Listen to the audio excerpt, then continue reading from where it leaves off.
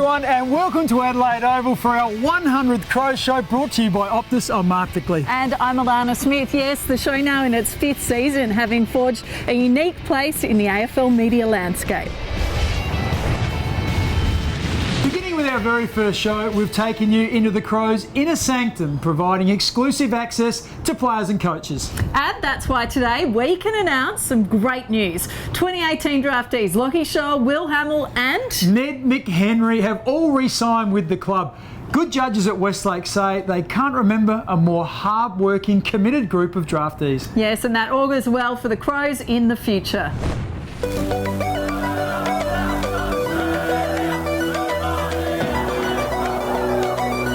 To stay here for another 2 years is fantastic. It's a dream come true, and absolutely love the club. So yeah, it's fantastic. He's got elite endeavour. Look at the tackle numbers: 11 versus the Allies, 15 versus South Australia, 10 versus Metro. I suppose it's going to take time to develop into the players we want to be, but I suppose we're lucky the club here. It gives us the best opportunity to do that. I think at the moment They've obviously shown quite a bit of faith in me and also the other new boys in what we're doing. So gets it out here and a chance for Ned McHenry. He works around the body and Ned McHenry comes up with a goal. The feedback from me personally has just been being really clean with my skills and my first takes, and understanding the kind of role it requires to play at AFL level, and that's coming along well, and sample footy's good too, but looking to play obviously one day. it's been awesome. What a terrific way to kick off our big day. Now, since the show launched back in April 2015, we have produced more than 800 stories. Yes, and recorded over 1,000 interviews, as well as travelling across the state and around the nation. And Mark, you've been hosting since day one. Yep, and it all started in a storeroom at Westlakes. Hi everyone, and welcome to the new Crows Show, brought to you by Farmers Union Iced Coffee, as we kick off the 2015 season. Put a lot of effort into trying to make it into a mock-up of a player's locker room, which was great, but so many distractions. We had a faulty air conditioner that was making noise. We had the players' gym, which was pumping out tunes. Now we've progressed to our own purpose-built studio that the club now uses regularly for its ever-expanding media business. I liked it. Cool. Yeah, that's it. That's a wrap. I think footy clubs are like big families, and the Crow Show's just an extension of that family, isn't it? Great feedback last time, how exciting it was, riveting television. Well, it's been a great opportunity for the players to be able to talk directly to the fans. It also works as well because it's a trusted source, so for young players that may be starting out in the media and haven't had much experience, to be able to do it in a comfortable manner is really important for them. And for the more experienced players, it gives them an opportunity to get in front of the camera, and if that's the way they perhaps want to go after footy, a role in the media, it gives them great experience. Yeah. Not yet. Do I intro again? Not yet. Wait, I'm ready. Hi. I haven't done anything. I'm just sitting there waiting. I guess media is something I've taken an interest in, whether it be, social media or doing things like this. So as much radio and interview time I can get is pretty valuable to me. And looking for down the track, footy's all I've really known. You ready to Sonny Ball? Yeah. There you go, mate. Good work. Thanks. Did good. To reach 100 in anything, let alone producing a television show for a major television network. And look, 5 years ago, when we thought about ways in which we could connect more deeply with a really passionate fan base that they're the best in Australian sport, as far as I'm concerned, we thought that maybe a TV show was a way to do it, and we could provide insights and content that's different to what the traditional media will dish up. And it's been wonderfully supported by our fans. Wins its time slot pretty much every week over the last 5 years, and we look forward to 100 more. Well, the concept of a club producing a show which talks directly to its fans and also, I guess, value adds to its sponsors is a new one, but I think a really good one. In an era where fan engagement has never been more important, I think other sports and other clubs will most definitely look at it. All those that's lightweight entertainers. Sound like Ron Burgundy, did I? I know I got that right. Good. That's a wrap. We trust you enjoy the show as much as we do. Okay, stay with us. Still to come, from the front bench to the fairway, a new life for Pyke's next challenger. And a hairy issue for Tom and Smithers.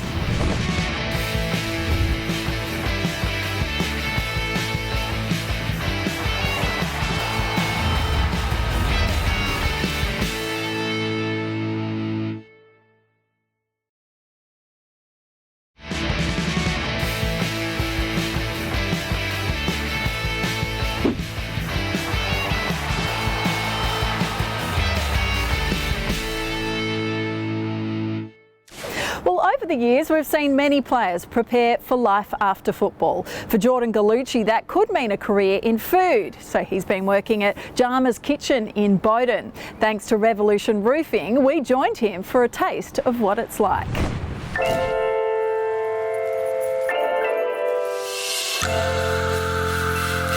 So pretty much just work at Jarmer's, so Jarmer's Kitchen. It's a good spot, and doing a little bit of barista work, bit of serving tables, bit of dishes. He certainly looks the part of a barista with that moustache, but yeah, he's very keen and wants to learn as much as he can. And Bit of the barista stuff I'd like to get involved in, make a cafe, build up my own sort of brand and do a little cafe somewhere in Adelaide, so that'd be really nice. he's been in the kitchen getting a few tips on how to poach eggs, and I had him peeling tomatoes the other day. It's just something small, it's a little distraction, gets me up on my day off, so I've been doing it for about 2 months now, just a bit on and off depending on if we're travelling or not, and I've got a little bit of uni stuff that I'm doing as well, so whenever I can fit it in, get here at 7 and work till about 9 or 10. It's good to have something else to think about while they're not focused on their footy, and I mean you can certainly tell they're disciplined, they come to work on time and very keen to learn new skills. I love food, being Italian, so Nonna would be proud of me if I started to become a bit of a chef or something, but I think I'll stick to the coffees and the barista, just for now anyway. Ellis Yeoman also spends some spare time at Jarmer's. Now, Tom Lynch and Brodie Smith have shared the same locker room for 9 years, so there's not much they don't know about each other. Or is there? With the help of Thomas Farms, let's find out. This week we've got Tom Lynch. Let's find out how much I know about Lynchy. Welcome, Tom. Thanks for having me, Brodie. Oh, I've got to ask a question. I'll start off with an easy one. What are my 3 kids' names? Kobe, Taylor, Jax. In that exact order? Yes. What was the previous footy club I played for? Saints. No, it was Sandy Zebras. that one's wrong. What do I want to do? The Saints? What do I want to do post footy? Dye your hair.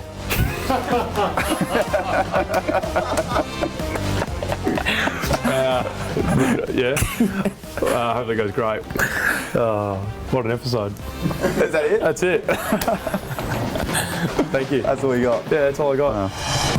Smith has joined the Crows from Woodville West Torrens, a club that's produced more than its share of AFL players over the years. They include Jared Petrenko, who debuted for Adelaide in 2009 and played 76 games before being delisted.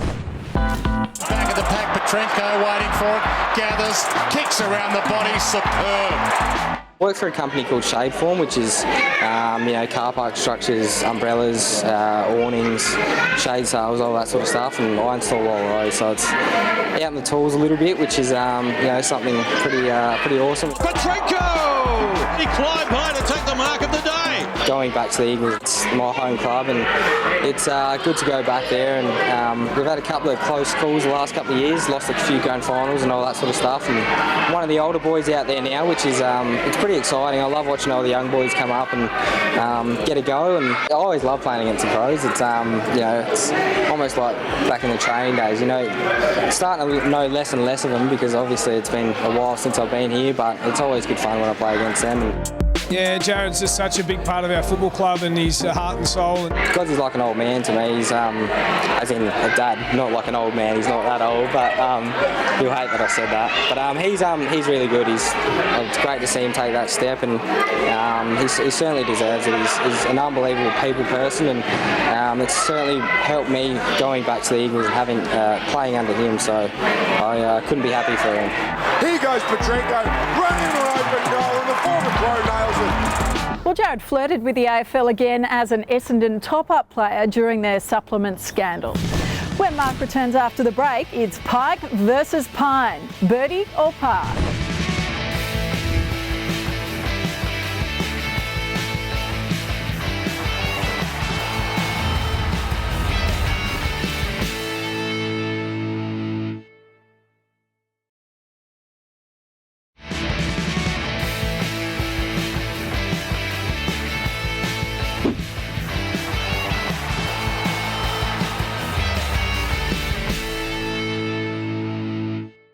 Welcome back. So far this year, Don Pyke's golf challenges have all come from a sporting background, but the competitive instincts of his latest opponent come instead from politics. Retired MP Christopher Pyne came dressed to impress in our one-hole par 3 contest at Glenelg, all thanks to Optus.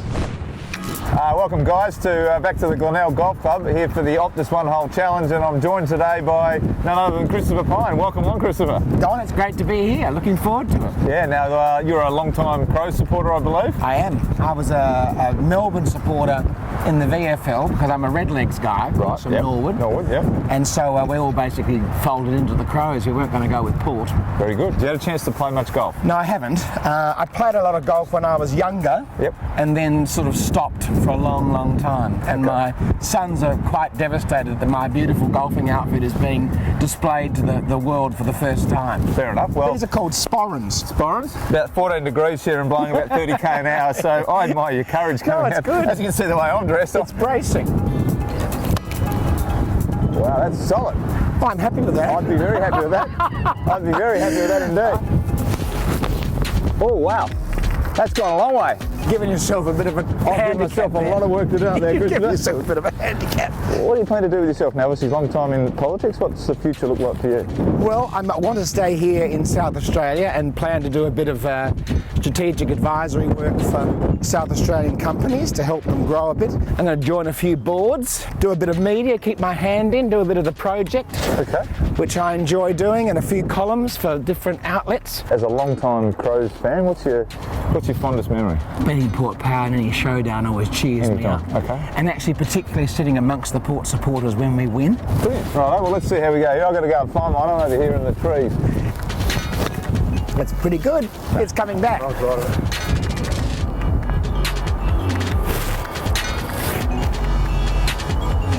Now I'm getting there. Not enough juice there, I don't think.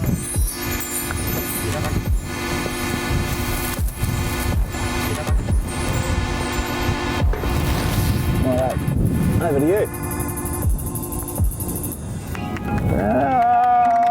Just running out of steam, but that's not too bad. I'll give you that one. You can take that one. You don't have to hold those ones out. Thank you for joining me, Christopher. Thanks, Don. Yeah, enjoy it. And good luck with the future, whatever it may hold. I'm sure you sound like you're going to still be a busy man. And I'm looking forward to it. I look forward to seeing it. I leave a happy man. Okay. And good luck this weekend. Thank you very much. That'll be one for future highlight reels. Now, as we celebrate our 100th show, it's worth remembering there was an earlier version of the Crows show way back in 1996. The opening title said it all. This was the age of the mullet. I was about 23, I reckon, or 4 when it started. The biggest names in South Australian football at the time were all a part of it. Neil Curley, Graham Corns, Bruce Abernathy, Andy Kay was the main man. What the hell I was doing on it, I have absolutely no idea because I was a cricketer, but I loved it. It was great fun. We've got the Tony Modra Goal of the Day segment.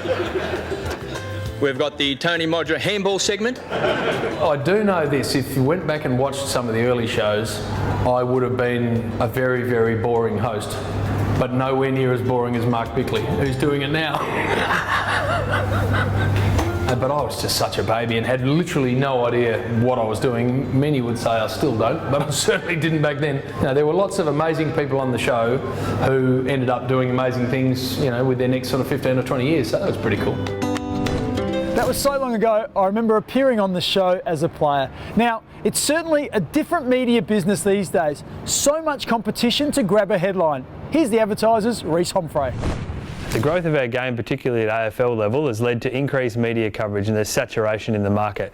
Barely a night goes by without a talk show, and there are morning and afternoon radio programs every day. But it makes me wonder whether it's heading in the right direction. It's almost like it's become who can create the most noise, who can say the most outrageous statement about a player, a coach or a team. There have been so many instances this year where the media have jumped on one instance. It might be just one action in a 200-game career, but they've been very quick to write the player off. Earlier this season, Richmond's Tom Lynch, lured to the Tigers on a big deal from the Gold Coast, kicked 4 goals against GWS, 6 against Port Adelaide, and just 2 or 3 weeks later was labelled a liability to his team.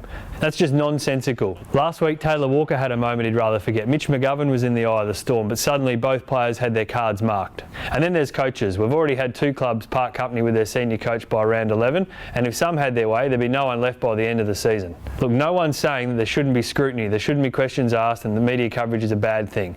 But I wonder sometimes whether the people who are making these outlandish statements actually believe what they are saying, or whether they're just trying to create a headline. Thanks, Reece. The first year of the Crows show was also when a fan favourite made his AFL debut. That story shortly.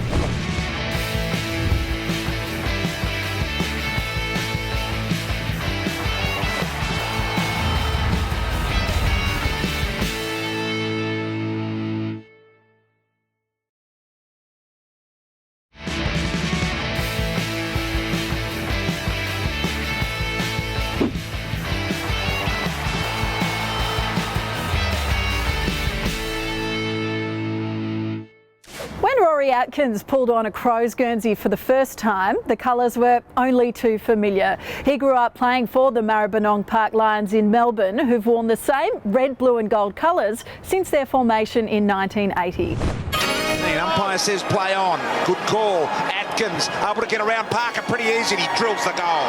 He drills the goal. I started playing football in the Essendon District Football League for my local club, Maribyrnong Park. So played there from under 10, so I was 8 years old, and played all the way until under 16s. Managed to play a game with a duck. He kicked a nice dribble goal from the pocket. The ground erupted, but he managed to tweak his calf halfway through the second, and I think the fans realised he wasn't coming back on, so we ran back out to half time and everyone had gone. So yeah, at least I can say that I've played one game with a duck. Took Miller, that plays at Gold Coast, played at my local club. Brodie Mychek played seniors, now at Collingwood. Luke Ryan, now at Fremantle. There's a few players recently that have come through my local club to play AFL. Played under-18s for the Calder Cannons and Vic Metro through the under-18s TAC program. I only played 2 out of the 5 possible Vic Metro games that year, so I was able to play a few more games than some of the other boys, and managed to wrap up the best and fairest there. Richard Douglas had won it prior as well, so it was an honour and privilege to win that award for the Cannons.